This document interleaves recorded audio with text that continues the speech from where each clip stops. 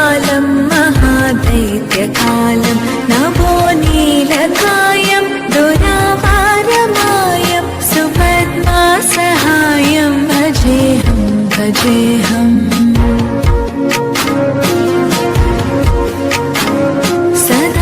सदाम्भोधिवासं गलत्पुष्पहासं जगत्सन्निवासं शतादित्यभासं गदाचक्रशस्त्रं लसत्पीतवस्त्रं हसच्चारुवक्त्रं भजेऽहं भजेऽहम्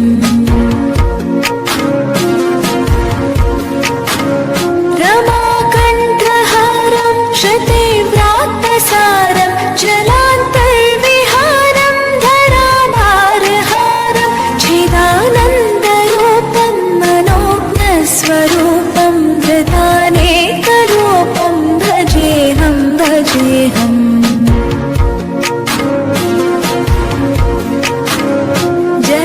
जराजन्महीनं परानन्दपीनं समाधानलीनं सदैवानवीनं जगज्जन्महेतुं सुरानीककेतुं त्रिलोकैकसेतुं भजेऽहं भजेऽहम्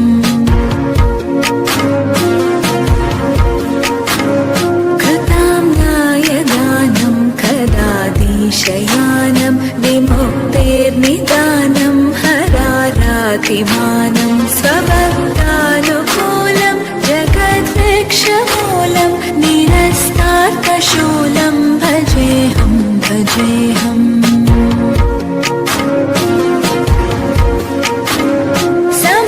समस्तामरेशं द्विरेफावकेशं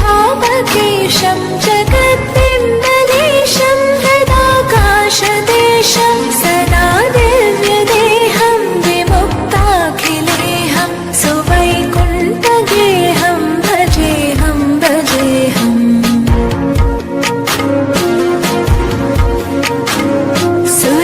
सुरालीबलिष्टं त्रिलोकीवरिष्ठं गुरूणां गरिष्ठं स्वरूपैकनिष्ठं सदा युद्धधीरं महावीरवीरं महाम्भोधितीरं भजेऽहं भजेऽहम्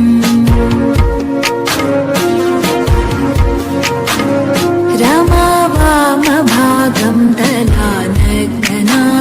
कृतादीनयागं गतारागरागं मुनीन्द्रैः सुगीतं सुरैः सम्परीतं गुणोदयरतीतं भजेऽहं भजेऽहम्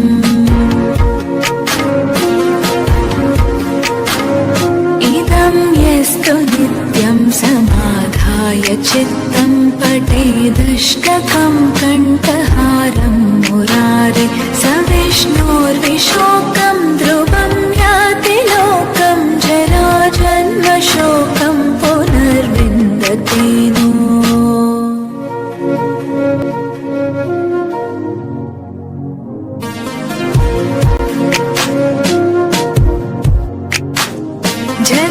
जगज्जालपालं कचत्कण्ठमालं शरच्चन्द्रपालं महादैत्यकालं नभो नीलकायं दुरापारमायं सुपद्मासहायं भजेऽहं भजेऽहम्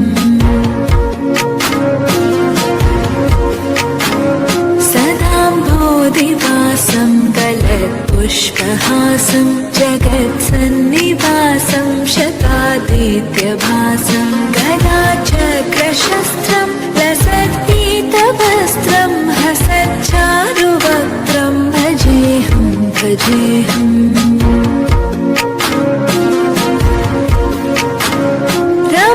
रमाकण्ठहारं श्रुतिव्रात्तसारं जलान्तर्विहारं धराभारहारं चिदानन्दरूपं मनोज्ञस्वरूपं धृतानेकरूपं भजेऽहं भजेऽहम्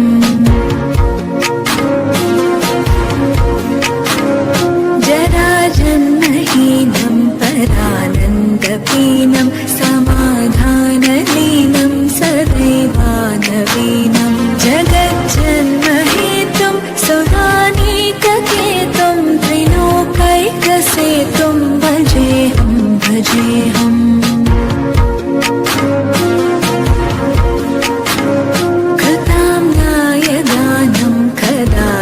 शयानं विमुक्तेर्निदानं हरारातिमानं स्वभक्तानुकूलं जगद्वृक्षमूलं निरस्तार्थशूलं भजेऽहं भजेऽहम्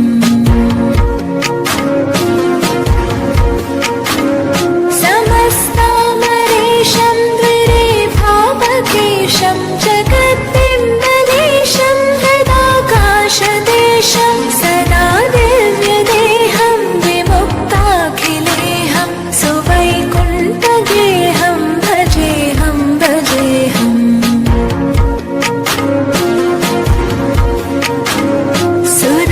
सुरालीबलिष्टं त्रिलोकीवरिष्ठं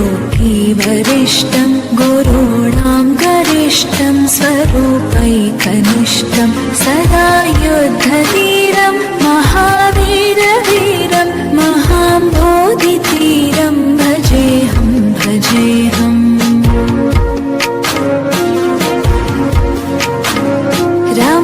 रमावामभागं दलानग्ननागं कृतादीनयागं गतारागरागं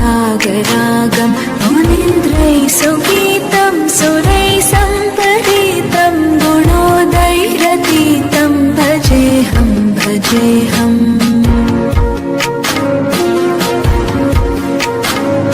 इदं यस्तु नित्यं समाधाय चित्तं पठेदष्टकं कण्ठहारं मुरारे स विष्णोर्विशोकं ध्रुवं याति लोकं जराजन्मशोकं पुनर्विन्दते नो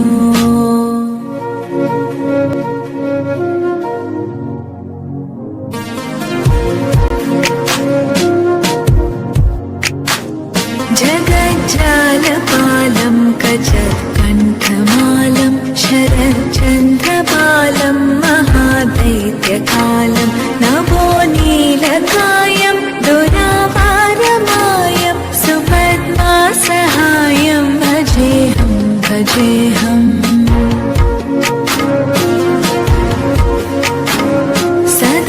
सदाम्भोधिवासं गलत्पुष्पहासं जगत्सन्निवासं शतादित्यभासं गदाचक्रशस्त्रं लसत्पीतवस्त्रं हसच्चारुवक्त्रं भजेऽहं भजेऽहम्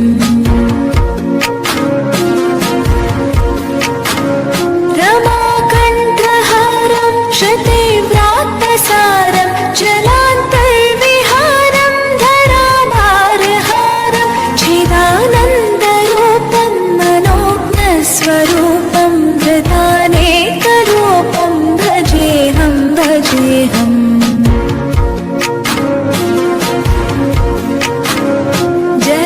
जराजन्महीनं परानन्दपीनं समाधानलीनं सदैवानवीनं जगज्जन्महेतुं सुरानीककेतुं त्रिलोकैकसेतुं भजेऽहं भजेऽहम्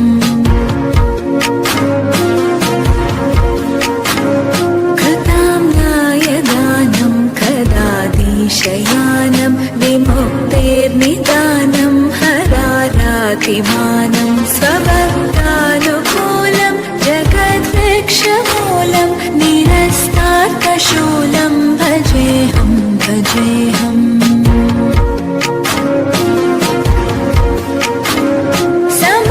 समस्तामरेशं द्विरेभावकेशं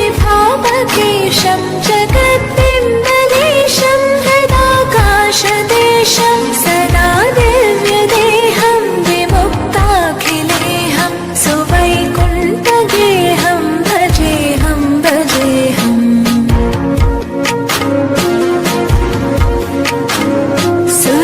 सुरालीबलिष्टं त्रिलोकीवरिष्ठं गुरूणां गरिष्ठं स्वरूपैकनिष्ठं सदा युद्धधीरं महावीरवीरं महाम्बोधितीरं भजेऽहं भजेऽहम्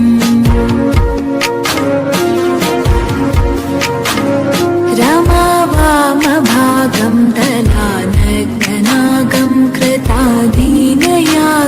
गतारागरागं मुनीन्द्रैः सुगीतं सुरैः सम्परीतं गुणोदयरतीतं भजेऽहं भजेऽहम्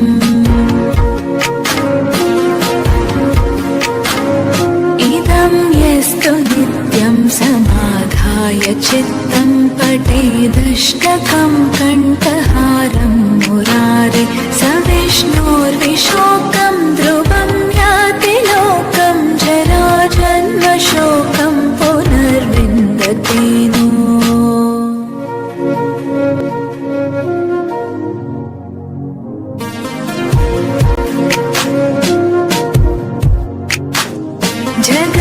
जगज्जालपालं कचत्कण्ठमालं शरच्चन्द्रपालं महादैत्यकालं नभो नीलकायं दुरापारमायं सुपद्मासहायं भजेऽहं भजेऽहम्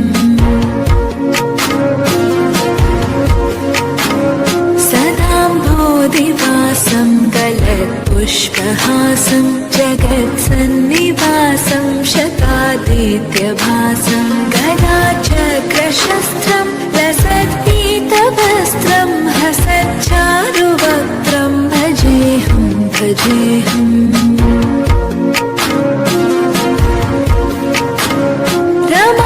रमाकण्ठहारं श्रुतिव्रात्तसारं जलान्तर्विहारं धराभारहारं चिदानन्दरूपं मनोज्ञस्वरूपं धृतानेकरूपं भजेऽहं भजेऽहम्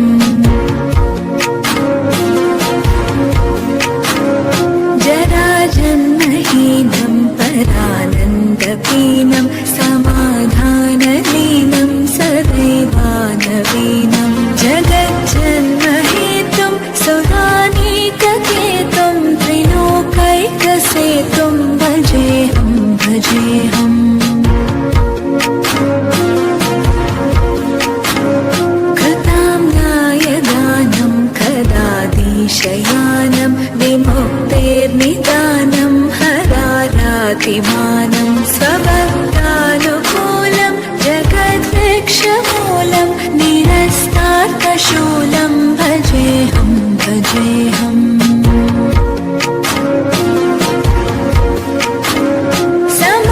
समस्तामरेशं द्विरेफावकेशं जगद्बिम्बलेशं हृदाकाशदेशं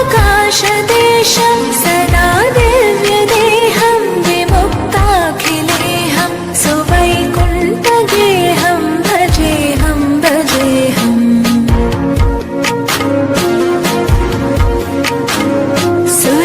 सुरालीबलिष्टं त्रिलोकीवरिष्ठं गुरूणां गरिष्ठं स्वरूपैकनिष्ठं सदा युद्धधीरं महावीरवीरं महाम्भोधितीरं भजेऽहं भजेऽहम्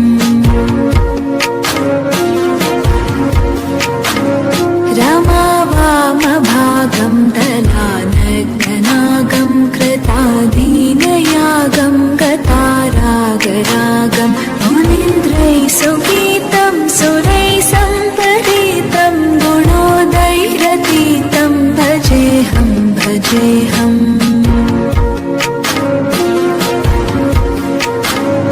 इदं यस्तु नित्यं समाधाय चित्तं पठेदष्टकं कण्ठहारं मुरारे स विष्णोर्विशोकं ध्रुवं याति लोकं जराजन्मशोकं पुनर्विन्दते नो।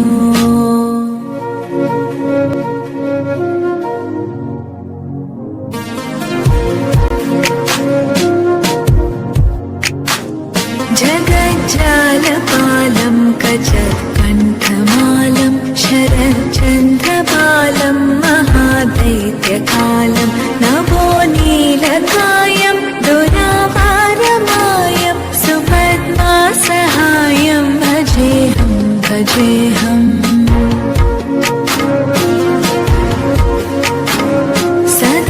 सदाम्भोधिवासं गलत्पुष्पहासं जगत्सन्निवासं शतादित्यभासं गदा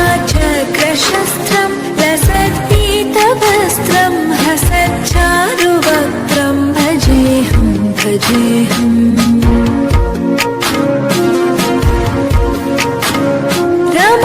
रमाकण्ठहारं श्रुतिव्रातसारं जलान्तर्विहारं धराभारहारं चिदानन्दरूपं मनोज्ञस्वरूपं धृतानेकरूपं भजेऽहं भजेऽहम्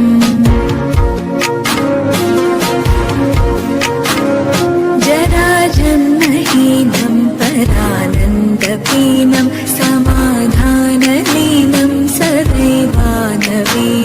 जगज्जन्महेतुं सुरानीककेतुं त्रिलोकैकसेतुं भजेऽहं भजेऽहम्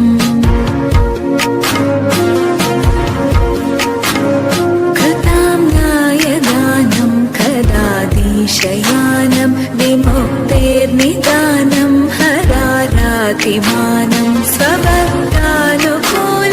जगद्वृक्षमूलं निरस्तार्कशूलं भजेऽहं भजेऽहम्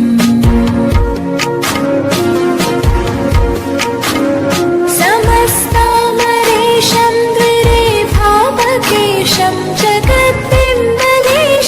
हृदाकाशदेशं सदा दिव्यदेहं विमुक्ताखिलेहं सुवैकुण्ठगेहं भजेऽहं भजेऽहम्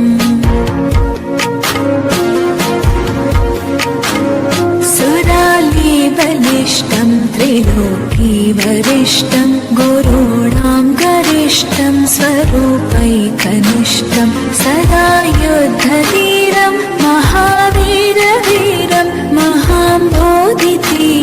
भजेऽहं भजेऽहम्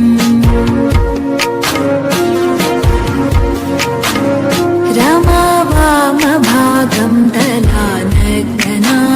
कृताधीनयागं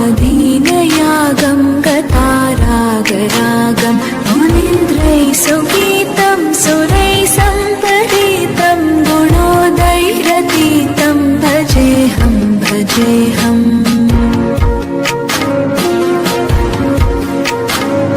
इदं यस्तु नित्यं समाधाय चित्तं पठेदष्टकं कण्ठहारं मुरा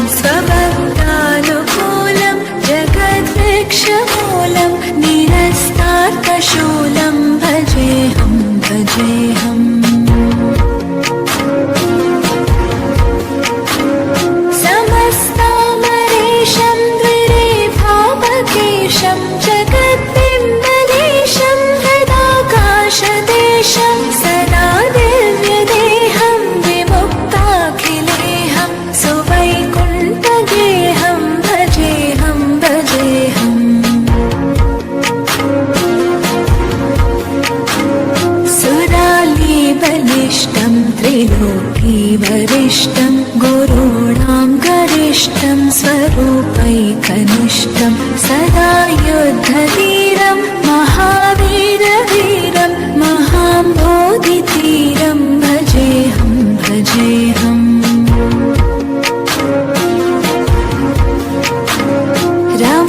रमावामभागं दलानगनागं कृताधीनयागं गतारागरागं मुनीन्द्रैः सुगीतं सुरैः सम्परीतं गुणोदयरतीतं भजेऽहं भजेऽहम्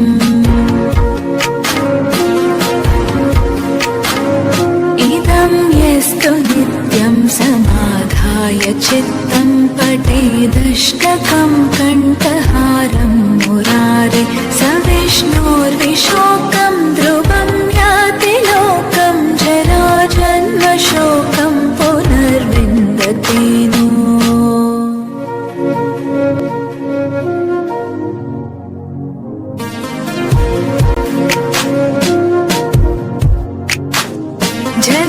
जगज्जालपालं कचत्कण्ठमालं शरच्चन्द्रपालं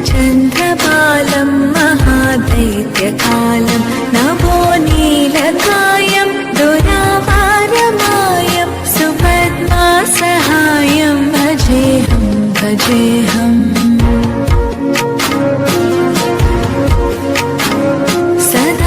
सदाम्भोधिवासं गलत्पुष्पहासं जगत्सन्निवासं शतादित्यभासं गदाचक्रशस्त्रं लसत्पीतवस्त्रं हसच्चारुवक्त्रं भजेऽहं भजेऽहम्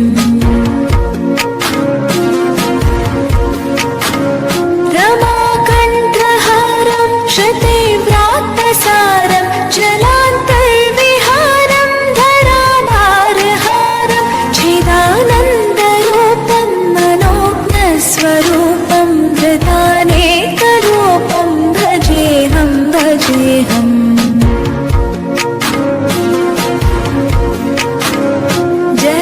जराजन्महीनं परानन्दपीनं समाधानलीनं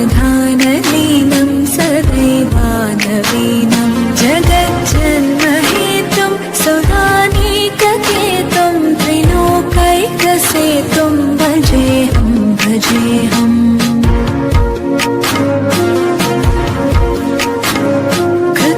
कृताम्नायदानं कदाधीशयानं विमुक्तेर्निदानं हरारातिमानं स्वभक्तानुकूलं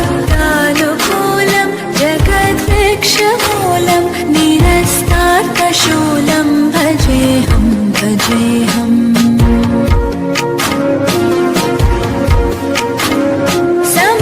समस्तामरेशं द्विरेफापकेशं जगद्बिम्बलेशं हृदाकाशदेशं सदा दिव्यदेहं विमुक्ताखिलेहं सुवैकुण्ठगेहं भजेऽहं भजेऽहम्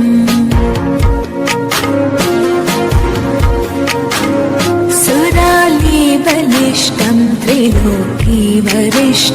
गुरूणां गरिष्ठं स्वरूपैकनिष्ठं सदा युद्धधीरं महावीरवीरं महाबोधिधीरं भजेऽहं भजेऽहम्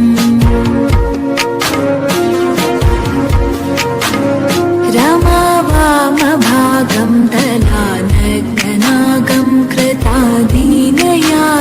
गतारागरागं मुनीन्द्रैः सुगीतं सुरैः सम्परीतं गुणोदयरतीतं भजेऽहं भजेऽहम्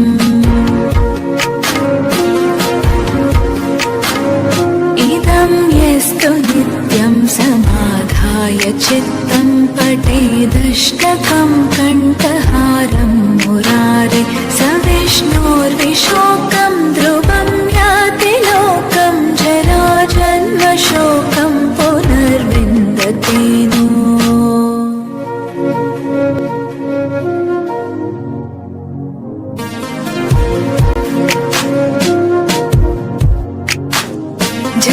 जगज्जालपालं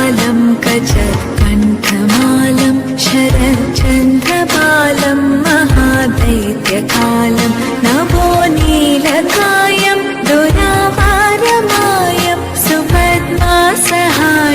भजेऽहं भजेऽहम्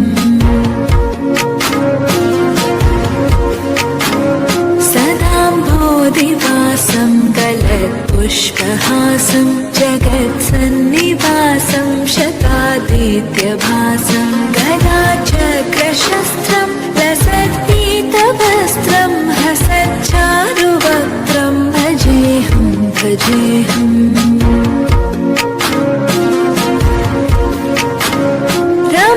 रमाकण्ठहारं श्रुतिव्रात्तसारं जलान्तर्विहारं धराभारहारं चिदानन्दरूपं मनोज्ञस्वरूपं धृतानेकरूपं भजेऽहं भजेऽहम्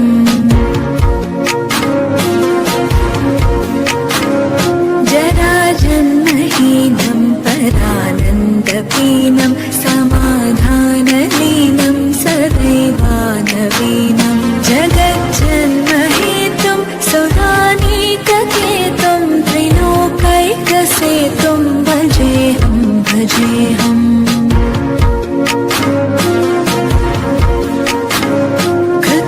कृताम्नायदानं कदाधीशयानं विमुक्तेर्निदानं हरारातिमानं स्वभक्तानुकूलं जगद्वृक्षमूलं निरस्तार्कशूलं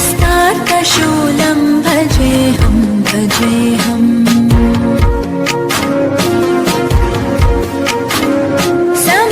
समस्तामरेशं द्विरेफापकेशं जगद्बिम्बलेशं हृदाकाशदेशं सदा दिव्यदेहं विमुक्ताखिलेहं सुवैकुण्ठगेहं भजेऽहं भजेऽहम्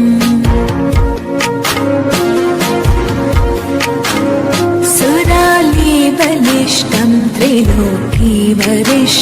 गुरूणां गरिष्ठं स्वरूपैकनिष्ठं सदा युद्धधीरं महावीरवीरं महाम्बोधितीरं भजेऽहं भजेऽहम्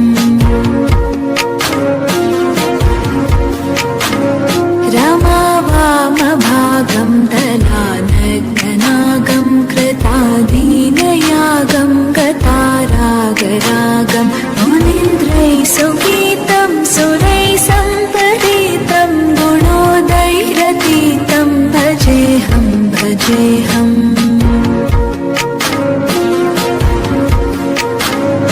इदं यस्तु नित्यं समाधाय चित्तं पठेदष्टकं कण्ठहारं मुरारे स विष्णोर्विशोकं ध्रुवं याति लोकं जराजन्मशोकं पुनर्विन्दते नो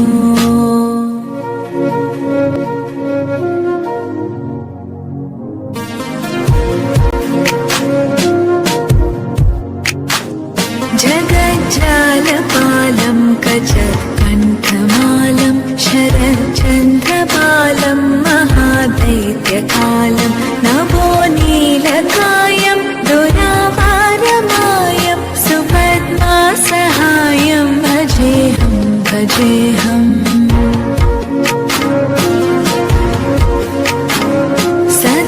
सदाम्भोधिवासं गलत्पुष्पहासं जगत्सन्निवासं शतादित्यभासं गदाचक्रशस्त्रं लसत्पीतवस्त्रं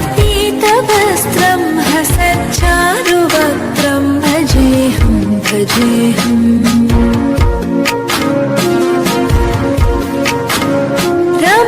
रमाकण्ठहारं श्रुतिव्रात्तसारं जलान्तर्विहारं धराभारहारं चिदानन्दरूपं मनोज्ञस्वरूपं धृतानेकरूपं भजेऽहं भजेऽहम्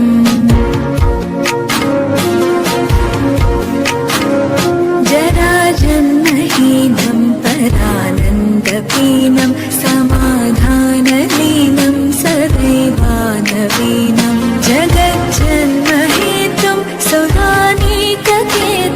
त्रिलोकैकसेतुं भजेऽहं भजेऽहम्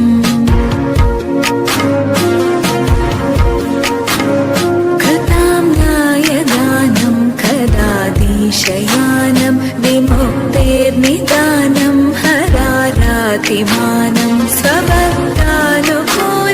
जगद्वृक्षमूलं निरस्तार्कशूलं भजेऽहं भजेऽहम्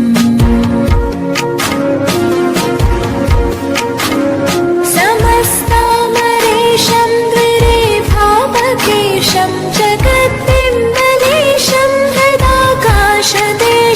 सदा दिव्यदेहं विमुक्ताखिलेहं सुवैकुण्ठगेहं भजेऽहं भजेऽहम्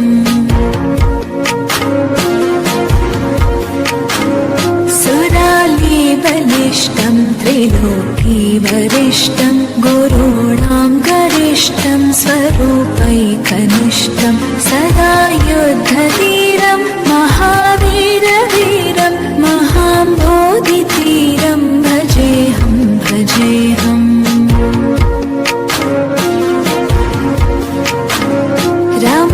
रमावामभागं दलानग्ननागं कृतादीनयागं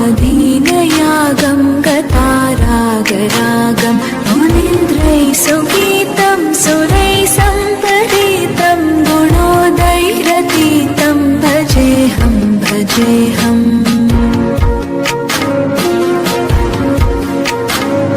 इदं यस्तु नित्यं समाधाय चित्तं पठेदष्टकं कण्ठहारं मुरारे स विष्णोर्विशोकं ध्रुवं याति लोकं जराजन्मशोकं पुनर्विन्दते नो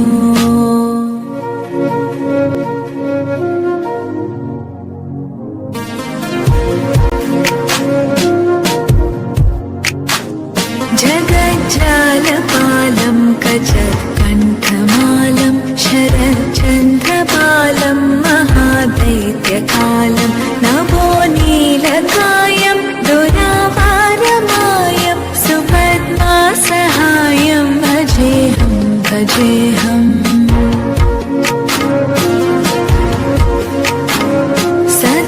सदाम्भोधिवासं गलत्पुष्पहासं जगत्सन्निवासं शतादित्यभासं गदाचक्रशस्त्रं लसत्पीतवस्त्रं हसच्चारुवक्त्रं भजेऽहं भजेऽहम्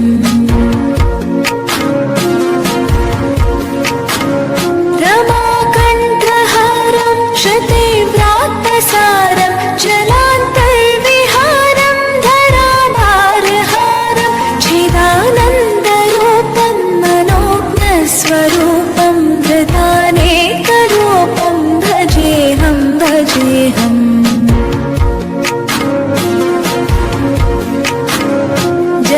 जराजन्महीनं परानन्दपीनं समाधानलीनं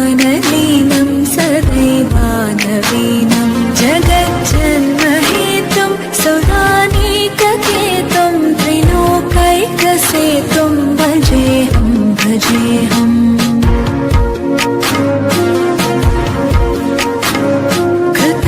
कृताम्नायदानं कदादिशयानं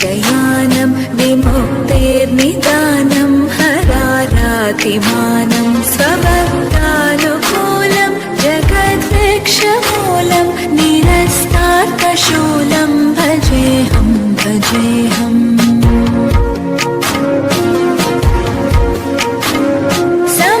समस्तामरेशं द्विरेफावकेशं जगद्बिम्बलेशं हृदाकाशदेशं सदा दिव्यदेहं विमुक्ताखिलेहं सुवैकुण्ठगेहं भजेऽहं भजेऽहम्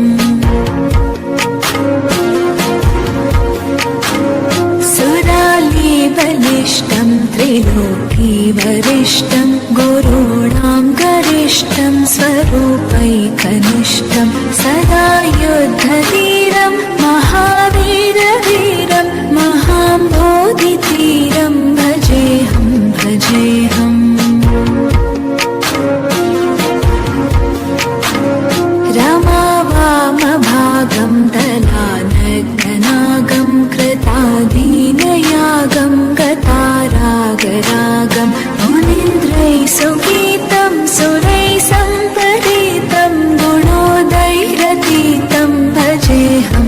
भजेऽहम्।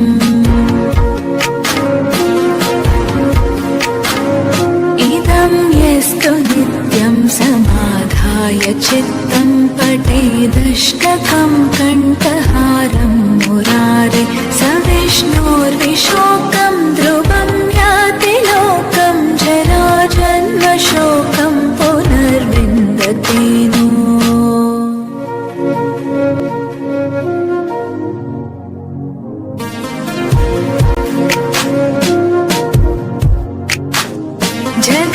जगज्जालपालं कचत्कण्ठमालं शरच्चन्द्रपालं महादैत्यकालं नभो नीलकायं दुरावारमायं सुपद्मासहायं भजेऽहं भजेऽहम्।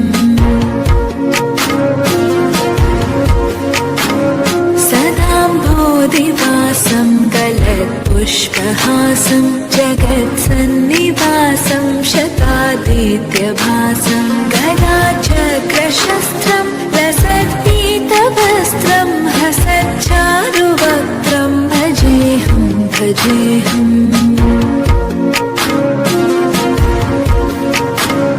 रमाकण्ठहारं श्रुतिव्रात्तसारं जलान्तर्विहारं धराधारहारं चिदानन्दरूपं मनोज्ञस्वरूपं धृतानेकरूपं भजेऽहं भजेऽहम्।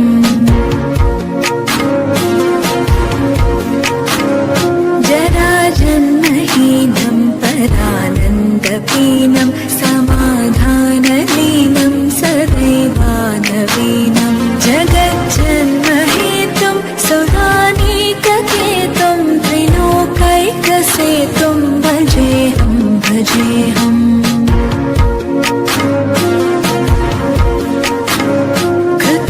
कृताम्नायदानं कदाधीशयानं विमुक्तेर्निदानं हरारातिमानं स्वभक्तानुकूलं जगद्वृक्षमूलं निरस्तार्कशूलं भजेऽहं भजेऽहम्।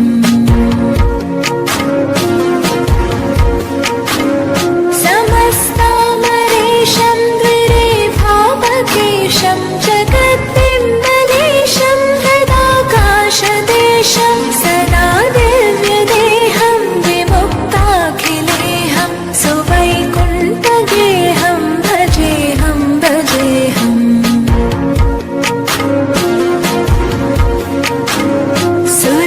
सुरालीबलिष्टं त्रिलोकीवरिष्ठं गुरूणां गरिष्ठं स्वरूपैकनिष्ठं सदा युद्धधीरं महावीरवीरं महाम्बोधितीरं भजेऽहं भजेऽहम्।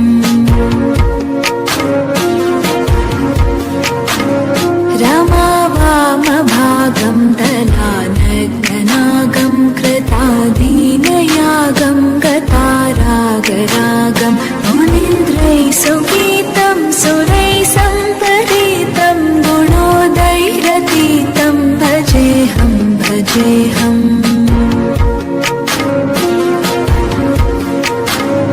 इदं यस्तु नित्यं समाधाय चित्तं पठेदष्टकं कण्ठहारं मुरारे स विष्णोर्विशोकं ध्रुवं याति लोकं जराजन्मशोकं पुनर्विन्दते नो।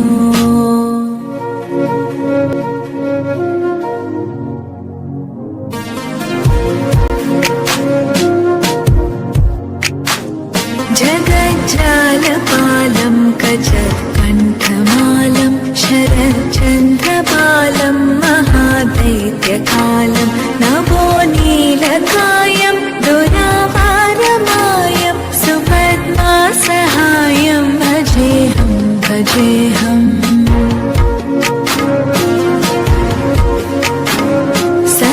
सदाम्भोधिवासं गलत्पुष्पहासं जगत्सन्निवासं शतादित्यभासं गदाचक्रशस्त्रं लसत्पीतवस्त्रं हसच्चारुवक्त्रं भजेऽहं भजेऽहम्। भजेऽहम्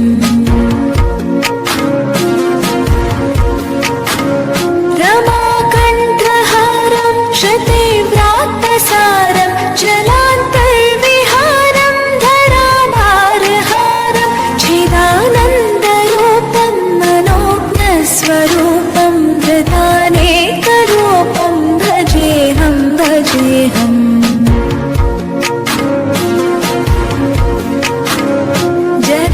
जराजन्महीनं परानन्दपीनं समाधानलीनं सदैवानवीनं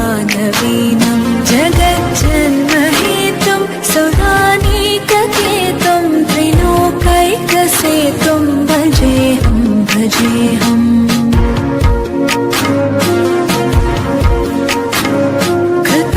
कृताम्नायदानं कदादिशयानं विमुक्तेर्निदानं हरारातिमानं स्वभक्तानुकूलं जगद्वृक्षमूलं निरस्तार्कशूलं भजेऽहं भजेऽहम्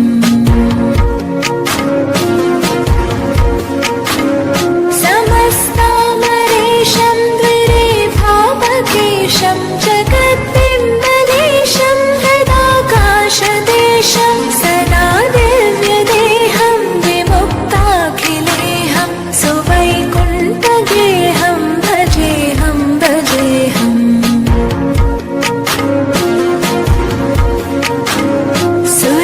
सुरालीबलिष्टं त्रिलोकीवरिष्ठं गुरूणां गरिष्ठं स्वरूपैकनिष्ठं सदा युद्धधीरं महावीरवीरं महाम्बोधितीरं भजेऽहं भजेऽहम्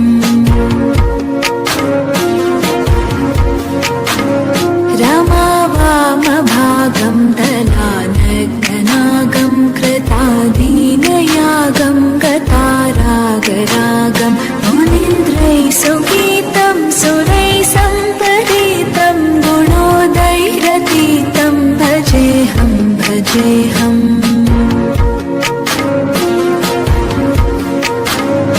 इदं यस्तु नित्यं समाधाय चित्तं पठेदष्टकं कण्ठहारं मुरारे स विष्णोर्विशोकं ध्रुवं याति लोकं जराजन्मशोकं पुनर्विन्दते नो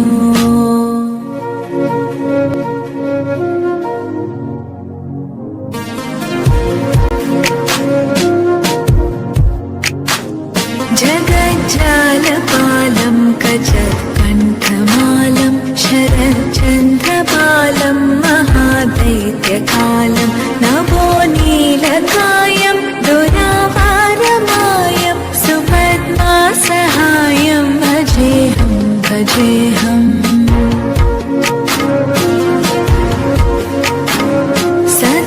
सदाम्भोधिवासं गलत्पुष्पहासं जगत्सन्निवासं शतादित्यभासं गदाचक्रशस्त्रं लसत्पीतवस्त्रं हसच्चारुवक्त्रं भजेऽहं भजेऽहम्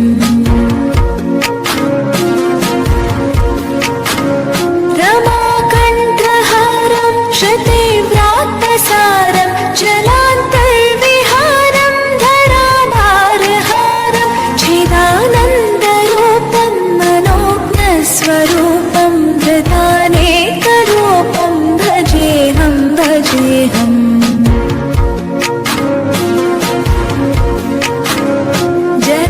जराजन्महीनं परानन्दपीनं समाधानलीनं सदैवानवीनं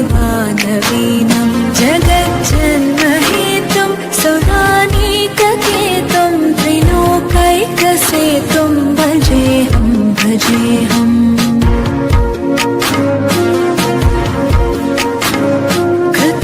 कृताम्नायदानं कदादिशयानं विमुक्तेर्निदानं हरारातिमानं स्वभक्तानुकूलं जगद्वृक्षमूलं निरस्तार्कशूलं भजेऽहं भजेऽहम् समय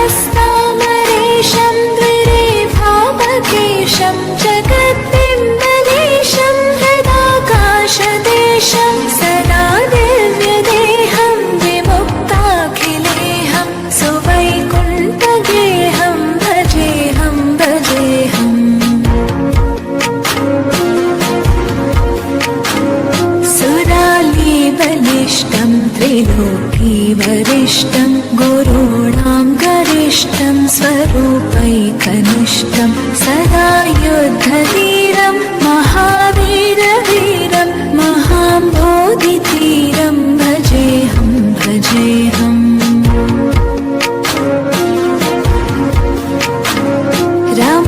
रमावामभागं दलानग्ननागं कृतादीनयागं गतारागरागं मुनीन्द्रैः सुगीतं सुरैः सम्परीतं गुणोदयरतीतं भजेऽहं भजेऽहम्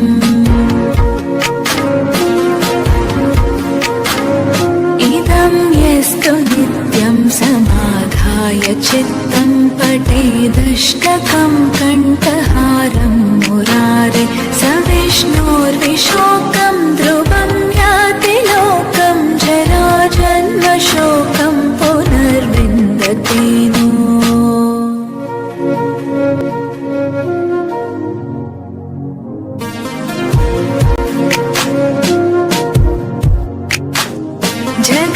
जगज्जालपालं कचत्कण्ठमालं शरच्चन्द्रपालं महादैत्यकालं नभो नीलकायं दुरावारमायं सुपद्मासहायं भजेऽहं भजेऽहम्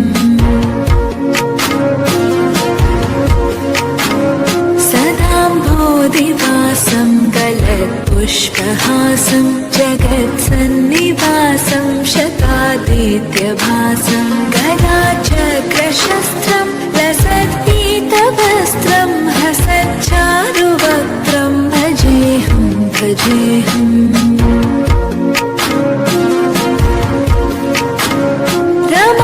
रमाकण्ठहारं श्रुतिव्रात्तसारं जलान्तर्विहारं धराभारहारं चिदानन्दरूपं मनोज्ञस्वरूपं धृतानेकरूपं भजेऽहं भजेऽहम्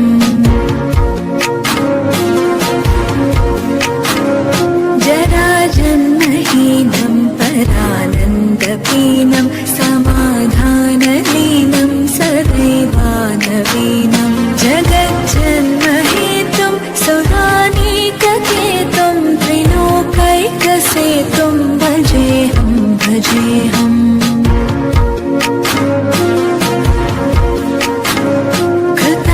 कृताम्नायदानं कदाधीशयानं विमुक्तेर्निदानं हरारातिमानं स्वभक्तानुकूलं जगद्वृक्षमूलं निरस्तार्कशूलं भजेऽहं भजेऽहम्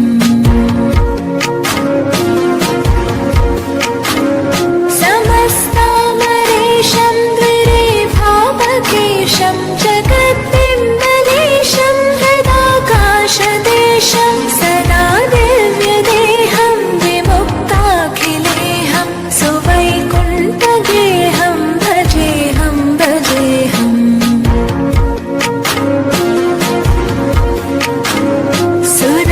सुरालीबलिष्टं त्रिलोकीवरिष्ठं गुरूणां गरिष्ठं स्वरूपैकनिष्ठं सदा युद्धधीरं महावीरवीरं महाम्बोधिधीरं भजेऽहं भजेऽहम्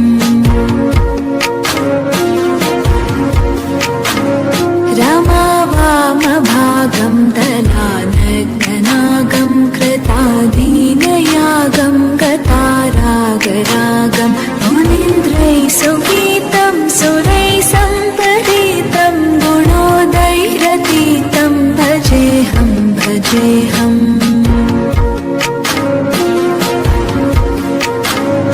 इदं यस्तु नित्यं समाधाय चित्तं पठेदष्टकं कण्ठहारं मुरारे स विष्णोर्विशो